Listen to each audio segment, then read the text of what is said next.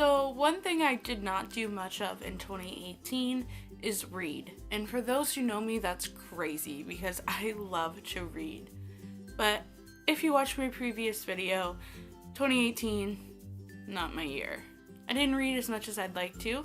So I talked about wanting to do like individual book reviews and I never got around to it. And I'm wiping my hands clean of 2018.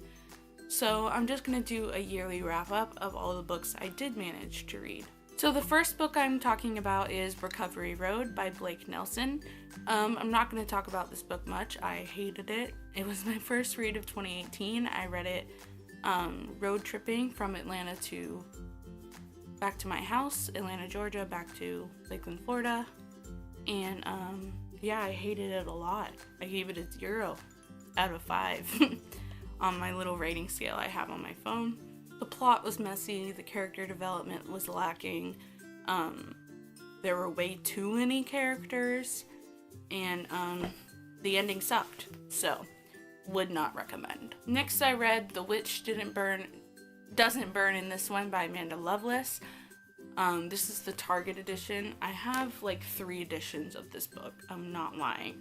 I have a hardback, a white copy, and a red copy. But this was actually not one of my favorite books by Amanda Lovelace. I was actually kind of disappointed. I wouldn't say disappointed. The princess saves herself in this one, Amanda Lovelace's first book, blew me away. I loved it so much, and there's just no way this book could live up to that expectation. I will probably give it another reread now that it's been a little while since I read Princess. But yeah, I gave this book a 3 out of 5.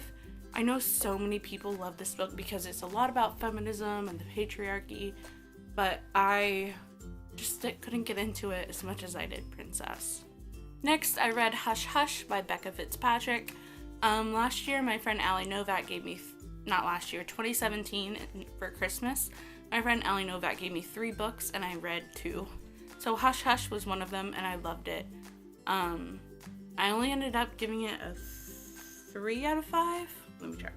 I gave it a 3.5 out of 5, but that was just because I'm picky and there was some character lacking and plot lacking. But it's a 4-book series and I've only read book 1, but I have the whole series. Like as soon as I finished book 1, I went online and ordered the rest. I love angst in any book, and Patch was so angsty and so perfect for me. Like I just loved it. If you're into angst and that was another goal in my 2018. I had never read fantasy before, so I was trying to get a little bit into fantasy. So if you are a beginner in fantasy like me and you love angst, I would definitely recommend Hush Hush. Next, I read another book Allie Novak gave me, and it's her favorite series of all time, and that is City of Bones by Cassandra Klare. I liked it. I wasn't blown away by it. I don't love it. I actually have 4 books out of the series now because Allie keeps gifting them to me. She's like, read the books. Read the books. Here's the books.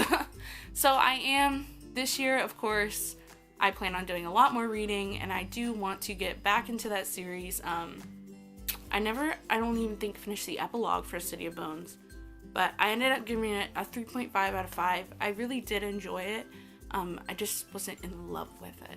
Next, I read Simon versus the Homo sapiens Agenda, which came out as a movie this year as well. Love Simon. And that's why I picked up this book, because I heard about the movie and I was like, have to read the book before I see the movie. Definitely. This was a 5 out of 5 book for me. I loved it.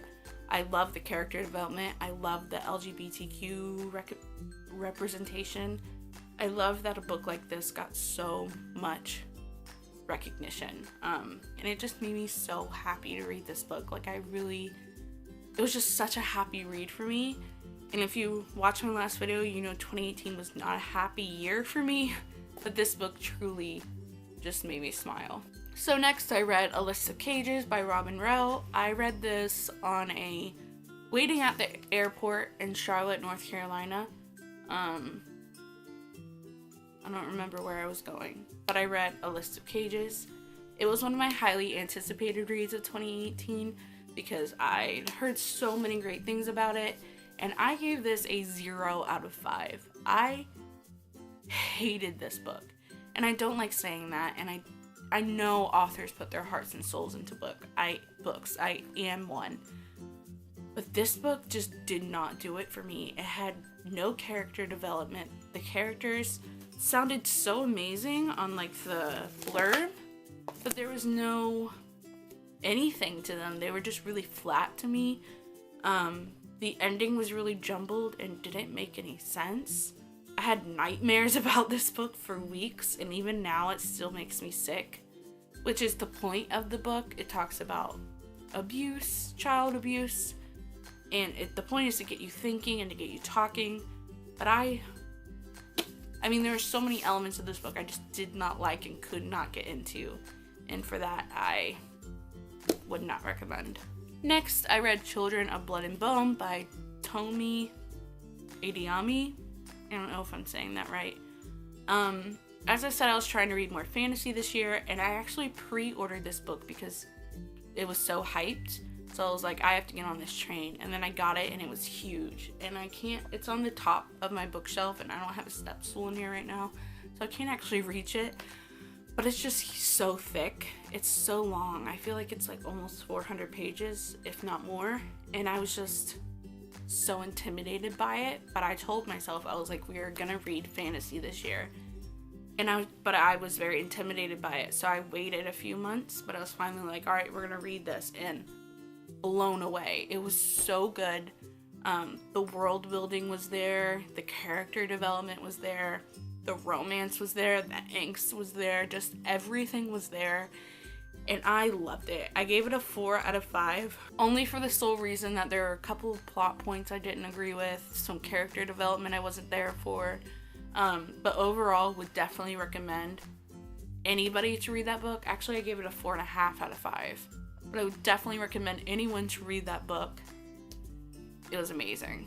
Next, I read Dropkick Romance by Cyrus Parker. This is Amanda Lovelace's partner, and they're married, and he came out with his own poetry collection this year, and I loved it. Almost as much as I loved Princess, I loved it. I cried, I related. It just blew me away. 5 out of 5 for me. Cyrus has a very similar writing style to Amanda, but also has his own voice, and I just loved it. Next, I read Girl in Pieces by Kathleen Glasgow, and I can't peel the sticker off without tearing it, so we're just gonna pretend it's not there. But this became one of my favorite reads of all time.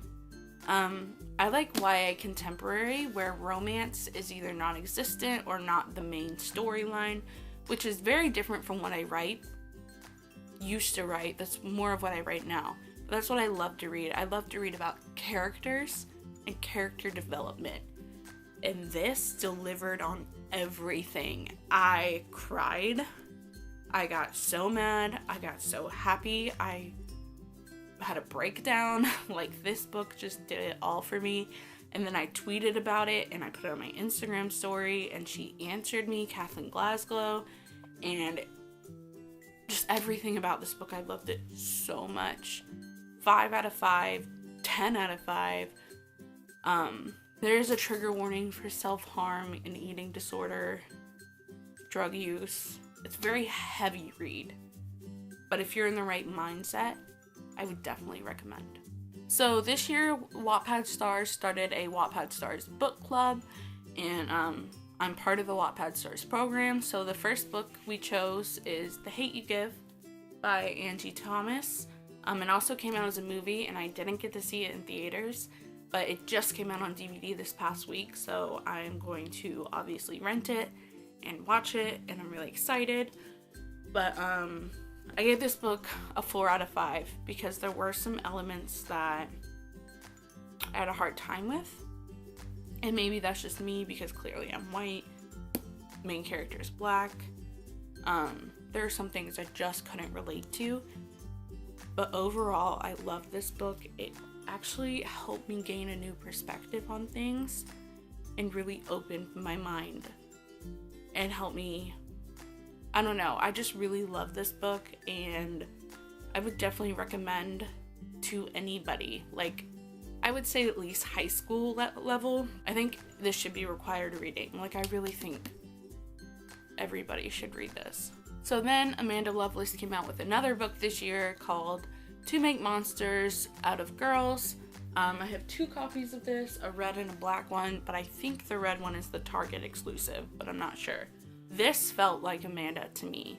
I think I gave it a 4 out of 5, a 4.5 out of 5, just because, again, Princess holds such a dear place in my heart that I don't honestly think anything can live up to it. But this was just, I read this all in one sitting. I had just had wrist surgery. I was sitting on my couch and I got this, I pre-ordered it, so it came the day it came out, and I was just sitting there reading, and my Nana's like, what are you doing? And I was like, here, I have another copy, read this. So we just read this all in one sitting, and she loved it and I loved it, and it just felt like Amanda to me. And I could really relate, and I cried, and the whole works. Next, I read Surviving Adam Meade by Shannon Klare. This is a Wattpad turned Swoon Reads turned published book. Obviously, Wattpad writer, huge supporter of Wattpad writers. And I read this book when I had almost no reads on Wattpad, like a couple hundred, maybe. And I fell in love. And I'm so proud of her that it's been published and that Adair is out in the world. #Adair, Adam and Clare. And it's a really short read, but it's a really good read. Like, it's a good, I would describe it as a summary read. Like a summer read of like chilling on the beach, reading a cute little romance, or like when you're just in the mood for a cute little romance. I think Surviving Adam Meade definitely checks that box. And yeah, I loved it. I loved it when I was on Wattpad, and I love it now. And the final book I read in 2018 was Love Scene Take 2 by Alex Evansley. Alex is a really good friend of mine, so of course I pre-ordered this book, and I was so excited when it finally came in. But 2018 was not my year, so I finally got around to reading it, and I started it in like September and loved it. But then like I went in and out of reading cycles, so I didn't actually finish it till December. But it is a 5 out of 5 read for me. I love Alex's writing style. I love the plot.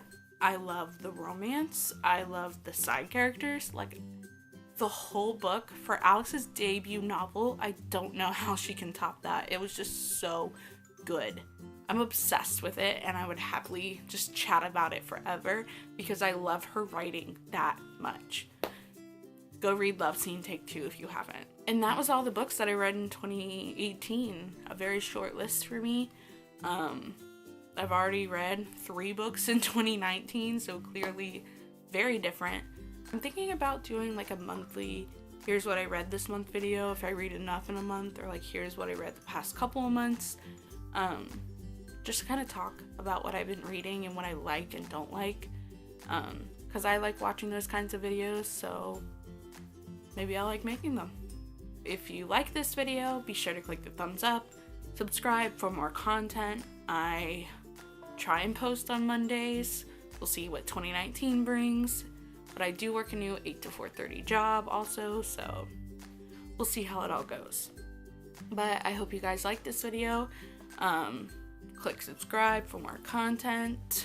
Just a double piece. I need to go. And I will see you guys later. Bye.